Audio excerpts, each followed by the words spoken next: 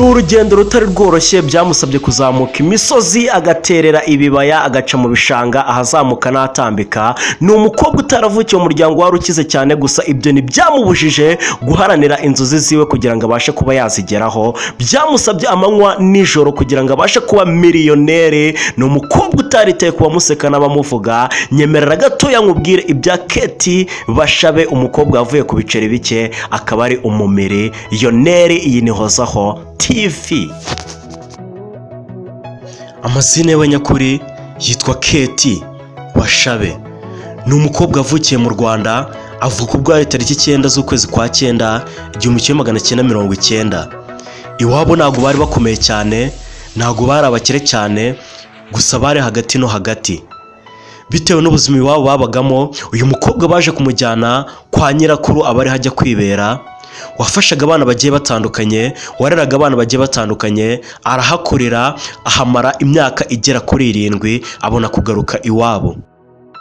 Twihuse cyane, Keti Bashabe ubwigaga siniyasiri nibwo yaje gutekereza ikintu cyamuteza imbere, kuko yagendaga abona amafaranga make make, gake gake ubuzima bugenda bwendereya. Atekereza kuba yafungura konte muri KCB bank.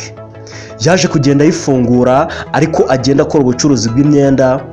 Uyu mukobwa yagendaga acuruza imyenda akagenda yitwara mu kibaga ahereza abakiriya bagiye batandukanye, muri banki agenda agemuramo, mu masoko agiye hatandukanye. Ibintu byamuteraga isoni, kandi avuga yuko we yabikoraga bikunze, nubwo bamwe bamusekaga bakabona yuko bidakwiriye. Nk'umukobwa wari uzi inzozi ziwe, yakomeje kugenda acuruza imyenda, ayiranguza ahantu henshi, acuruza ahantu henshi, ari nako agenda yizigama akora saving muri KCB bank. Ku myaka 22 Keti Bashabe yafashe icyemezo cyo kuva iwabo akajya kwibana. Ubwo yaje gusoza segonderi, yaje kwinjira mu bintu bya MTN ndetse na Ferwafa, atangira kubakorera aho yakoraga muri service protocol. Nibyaje gutinda aza kuba Miss wa MTN ubwo hari muri 2010 nk'umukobwa mwiza muri MTN.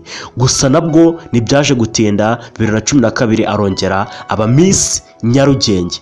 Ni umukobwa yagize inzozi zo kuzaba Miss mu gihugu cy'u Rwanda, gusa ntibyaje gukunda kuko ubwo yendaga kubijyamo ise yaje kugira ikibazo cy'uburwayi, birangira atitabiriye irushanwa rya Miss Rwanda.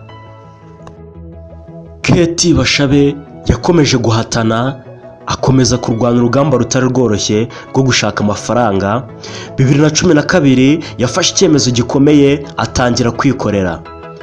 Ni ibintu yumvaga yuko bikomeye, abantu bakamugira inama uti ibintu ugiyemo ntabwo ari byo, ibintu byo kwikorera ntabwo uzabishobora. Gusa nk'umukobwa wari ufite inzozi ziwe zikomeye, ntabwo yacitse intege, ahubwo yafashe urugendo, atangira kuzamuka imisozi, atangira kwikorera.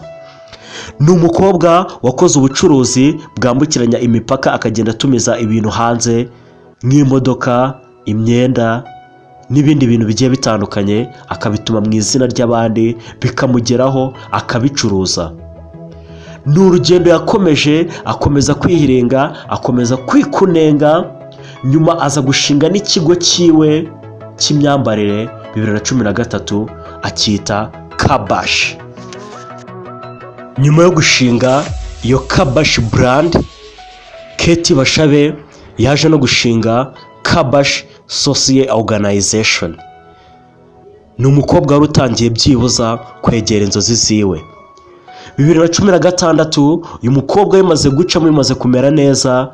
Muri Amerika bateguye ikirori, baza kumutumiza, aza kujya nk'umunyamideri werekanaga imyenda yiwe n'ibicuruzwa byiwe. Iyo yari intambwe ikomeye cyane kuri Keti Bashabe. Aho yamurikiye ibicuruzwa bya Kabash, biza no kumenyekanisha, agenda amenyekana ahantu hagiye hatandukanye. 2017 aza gukora igikorwa cyiza, igikorwa cyashimwa na buri wese, aza gutera inkunga abanyeshuri bagera kuri 500 mu Rwanda. Nibyaje gutinda, Keti Bashabe 2018 nabwo Kabash Cares yiwe yaje gutera inkunga nanone abanyeshuri batari bishoboye, abanyeshuri batashoboraga kwirihirira amashuri, bakiniraga imyenda, inkweto, amakaramu ndetse n'ibindi bikoresho by'ishuri. Keti Bashabe iyo yari intambwe yindi nayo ateye ikomeye cyane mu rugendo rwe. Twihuse cyane, byaje kuvugwa yuko Keti Bashabe ari mu rukundo n'umukinnyi w'umunyafurika Sadio Mane. 2019-2020 abantu batangira no kugenda babyemeza ubwo yari ari mu Bwongereza, aho yari yagiye gukurikirana umukino wa Liverpool ndetse n'ikipe ya Norwich. Abantu rero batangira kugenda bavuga yuko yaba ari mu rukundo n'umukinnyi Sadio Mane. Gusa Keti Bashabe yahakanye ibi bintu abantu bagendaga bavuga. Ntibyaje gutinda, uyu mukobwa aza gukora igitangaza, aza kubaka inzu y'akataraboneka i Kigali, i Gikondo, Rebero. Uyu mukobwa iyi nzu yavuzweho byinshi, abantu batangaza ibintu byinshi bigiye bitandukanye. Abantu bakavuga yuko ari inzu atariye, abantu bakavuga yuko atabasha kwiyubakira. Gusa n'umukobwa wavuze uti njyewe izi zari inzozi zanjye zo kuba naba umumiliyoneri, nkaba nabasha no kugera kuri iyi nzu. Ni umukobwa kuri Instagram ukurikirwa n'ibihumbi birenga 600 by'abafollowers. Akurikira umuntu umwe ariyo kampani ye ya Kabash Company, inzu y'imyenda. Numukire yageze kuri byinshi. Hozo TV, kora subscribe tuye